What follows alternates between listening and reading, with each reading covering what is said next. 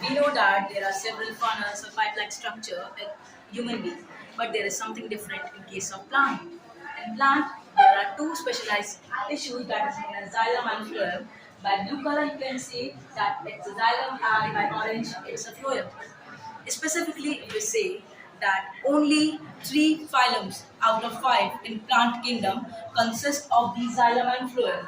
That is pteridophytes, gymnosperms and angiosperms, living bryophytes and alga. Let's talk about the working of the xylem and the phloem. Xylem transports water from one part to another part. It is unidirectional, mean it can only transport water and essential minerals in a direction. Whereas phloem transports the prepared food from the leaves to all the parts of the plants, also downwards and upwards. So we can say it is bidirectional. By this, we can say that phloem and the phylum systems are too much complicated as compared to human beings. Thank you. Start. Good afternoon, Miss Practice. I am Ishipal and today I am going to explain you the blood circulation in humans. First of all, I'd like to thank you for giving me opportunity on speaking on this topic. So, a human has a complex structure. So, our blood circulation is very complicated. In this, we have our heart has four chambers: right atrium, right ventricle, left atrium, and left ventricle. So deoxygenated blood from right atrium pumps to the right ventricle, and from here it reaches the lungs through pulmonary artery. It is the only artery that passes deoxygenated blood. Then, from the lungs, oxygenated blood reaches the left atrium to the pulmonary vein. Then this oxygenated blood from the left atrium pumps to the left ventricle, and from here, main artery or aorta. It takes the oxygenated blood and passes to the body organs.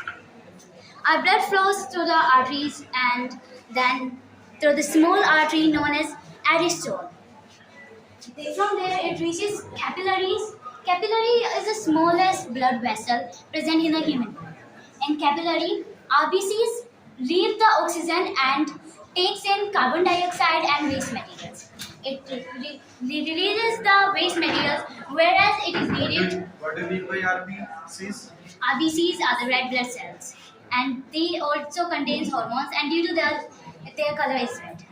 So, when it releases the waste material where it is needed, it takes carbon dioxide with it to the lungs again through the main vein, vena cava, after reaching right atrium and right ventricle. And same process follows again and again. Thank you. What's the meaning of deoxygenated blood?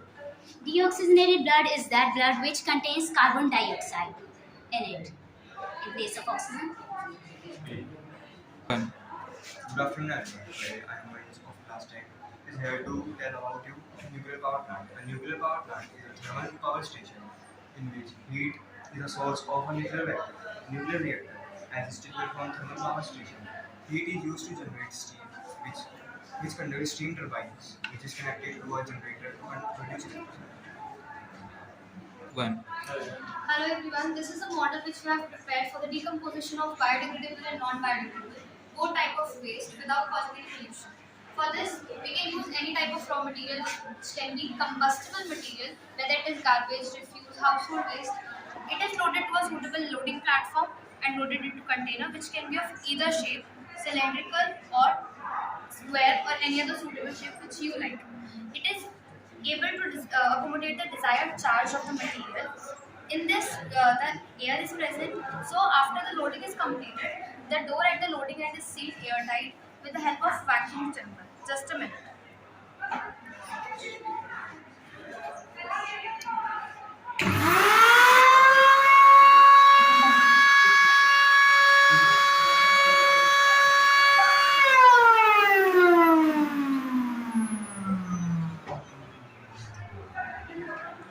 After the container is airtight, because we have already transferred all the air inside it through the vacuum chamber, then it is sealed airtight, and if we burn something in it, no oxides will be produced because there is no oxygen. After that, we have produced arcs using these 45,000 to 50,000 volts of electricity. potential difference. If from 220 volts of electricity if you are using charge, and if we are using solar plate, then we have to use only 12 volts of electricity. Then sparks are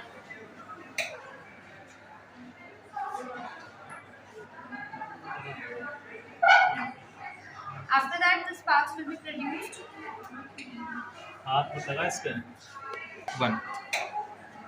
नहीं चलो कोई बात नहीं वैसे बोलो using these volts of electricity. We can produce charge sparks in this. Through that, everything inside will be burned. And after the burning is completed, we'll open this, and the air, small air amount which is produced during the burning is transferred into a second chamber which is fitted with a gas turbine. The gases produced inside will be transferred to that, and using this turbine, it will turn and we can produce electricity which can be used for any other purpose. Then the gases which are used to turn the turbine are taken to the lime water, and by the process of sedimentation and decantation, we can use this water again and again without causing water pollution. And after the whole process is completed, and we can open this chamber and take out the ash. Some applications that we can use are the fly ash or bottom ash, which are produced, can have insulating properties, and we can use them to make bricks. By using these bricks, we can, if we construct a house or a room, the temperature difference between the outside and inside environment can be up to 25 degrees. We have also produced a demo for the brick which has insulating properties. The bottom ash or ash produced, we can also use them for landfilling, as landfilling is very high cost, so we can use these ash without wasting any money. This is the certificate which we have approved by the government that it doesn't cause any pollution, or it doesn't reduce any oxides. Does not emit any type of gases which are harmful. Yes. Hello everyone, I am Ashi Gupta of class 9-3, and today I am explaining the process of biogas production from the biogas plant. Many times we have heard that in order to reduce pollution, we should use biodegradable substances. This is because biodegradable substances are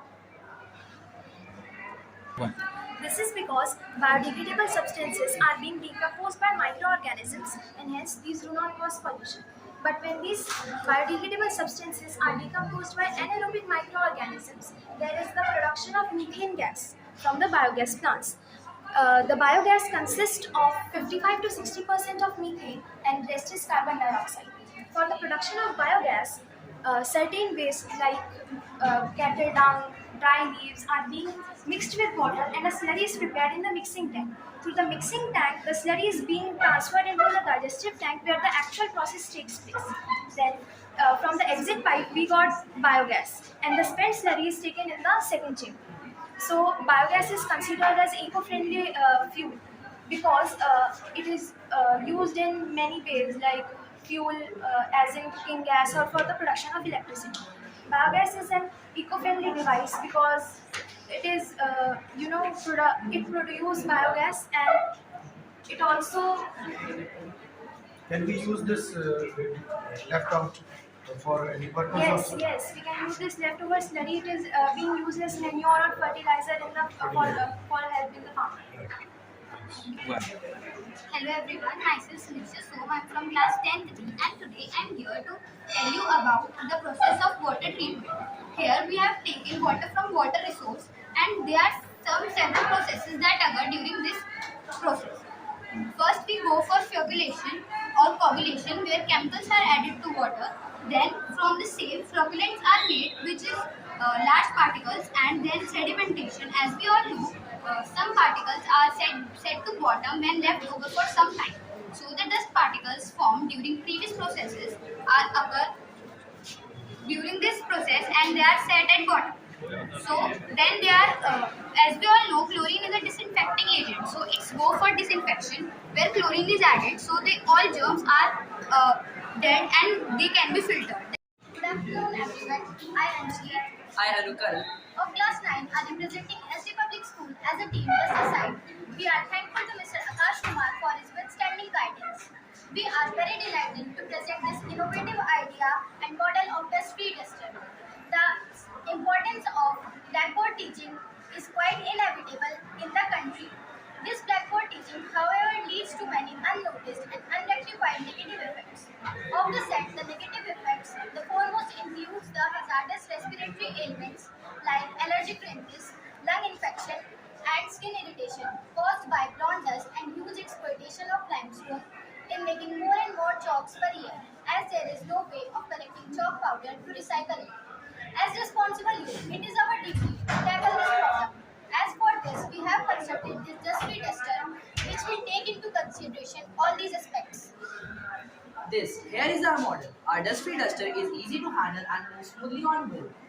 When we rub the board with it, the roller rotates and absorbs the chalk powder, and due to this rotation, it strikes over the metal wire present below it.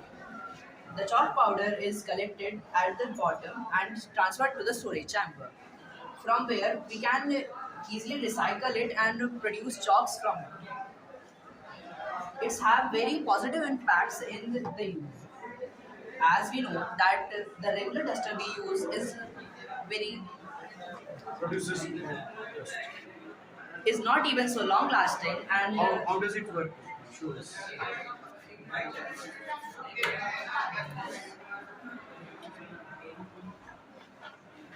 So dust will be collected in this. yes, देखो, ऐसे कैसे करना? एक minute wait करो। Stop. देखते हैं। Girls, don't say, after time,